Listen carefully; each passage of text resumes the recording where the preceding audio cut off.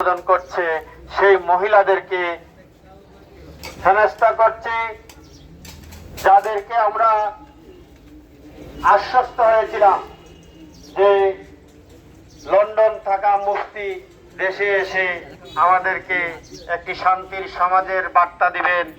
তারই নেতাকর্মী, তারই উপস্থিতিতে আমরা দেখতে পাচ্ছি তার নেতাকর্মী প্রকাশ্যে মাইকে ঘোষণা দিচ্ছে জামাতে ইসলামের নারীরা যদি দাওয়াতে বের হয় তাহলে তাদের ছায়া ব্লাউজ খুলে রাখতে হবে। এরকম ন্যাক্কারজনক ঘোষণা দেওয়ার পরে তারা তার নেতাকর্মীর প্রতিবাদ না করে উল্টো যিনি আগামী দিনের প্রধানমন্ত্রী হবেন ডাক্তার শফিকুর রহমান, তার আইডি হ্যাক করে মিথ্যা প্রচারণা চালাচ্ছে। সম্মানিত উপস্থিতি, তারা বলছে এই দেশকে দুর্নীতি মুক্ত করবে, দুর্নীতির লাগাম টেনে ধরবে। অতএব ঋণ খেলাপি দুর্নীতিবাজকেই তারা নমিনেশন দিচ্ছে। যারা দুর্নীতিবাজকে নমিনেশন দিচ্ছে তারা কিভাবে দুর্নীতিমুক্ত দেশ গড়বে? এটা একটি সন্দেহ এবং প্রশ্নবোধক বিষয়। প্রিয় উপস্থিতি, আমরা প্রকাশ্যে দেখছি এরকম দুর্নীতিবাজ, ঋণ খেলাপি, দেশে চাঁদাবাজি, খুন, হত্যা, ধর্ষণ, লুণ্ঠন সবকিছু চলছে।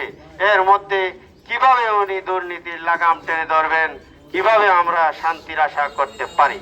একমাত্র আল কোরআনের পথে শান্তির আশা করা যায়। বাংলাদেশ জামাতে ইসলামী তার প্রমাণ দিয়েছে। সৎ যোগ্য ব্যক্তি বাংলাদেশ জামাতে ইসলামীর মাধ্যমে গড়ে উঠেছে। ইতিমধ্যে আমরা দেখেছি অতীতে বাংলাদেশ জামাতে ইসলামের 2 জন মন্ত্রী 3টি মন্ত্রণালয় পরিচালনা করেছেন। 2001 থেকে 6 সাল পর্যন্ত অনুবীক্ষণ যন্ত্র দিয়া খোঁজ করেও আমাদের সেই নেতৃবৃন্দের 2 টাকার 1 পয়সার দুর্নীতি খুঁজে বের করতে পারেনি। অনেকে প্রচারণা করছে জামাতে ইসলামী আসলেও দুর্নীতি করবে। আমরা বলি তার প্রমাণ কি? আমাদের কাছে প্রমাণ আছে। আমরা প্রকাশ্যে বলতে পারি আমাদের কোনো নেতা কখনো 1 পয়সার দুর্নীতি করেনি। 2 জন মন্ত্রী 3টি মন্ত্রণালয় পরিচালনা করে প্রকাশ্যে বাস্তবে দেখিয়ে দিয়েছেন যারা দুর্নীতি ছাড়া দেশ পরিচালনা করতে পারে। জুলাই বিপ্লবের পর আমরা দেখতে পাচ্ছি সুবর্ণ সুযোগ হাতে থাকার পরেও কারো পছন্দরে বাংলাদেশ জামাতে ইসলামী টান দেয়নি, ঠিক কিনা?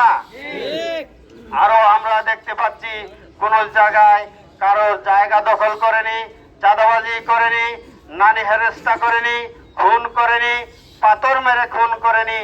জাহেলিয়াতকে হার মানিয়েছে। জাহান্নামের শাস্তি হবে পাথরের মাধ্যমে, তার মাথা চূর্ণ বিচূর্ণ করে দেওয়া হবে। সেই জাহান্নামী শাস্তি এই দেশের মধ্যে দুনিয়ার জীবনে আমরা প্রকাশ্যে দেখতে পাচ্ছি।